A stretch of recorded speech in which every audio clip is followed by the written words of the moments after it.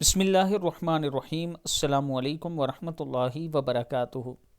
فجر کے بعد قرآن پاک کی تلاوت۔ رسول اللہ صلی اللہ علیہ وآلہ وسلم نے فرمایا، آدمی جب قبر میں دفن کیا جاتا ہے تو فرشتے سر کی طرف سے عذاب دینے کے لیے آتے ہیں تو تلاوت قرآن اسے دور کر دیتی ہے۔ یعنی اگر آپ فجر کے بعد پڑھیں یا کسی بھی نماز کے بعد پڑھیں، قرآن پاک کی تلاوت ضرور کیا کریں۔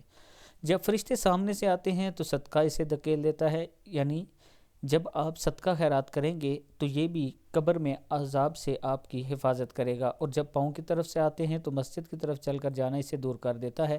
یعنی اگر آپ جماعت کے ساتھ نماز کے لیے مسجد جاتے ہیں تو اللہ تعالیٰ کے کرم سے یہ بھی قبر میں عذاب کے سامنے آ جائے گا آپ کا چل کر جانا۔ اللہ تعالیٰ ہم سب کو 5 وقت کی نماز، قرآن پاک کی تلاوت اور صدقہ خیرات کرنے کی توفیق دے۔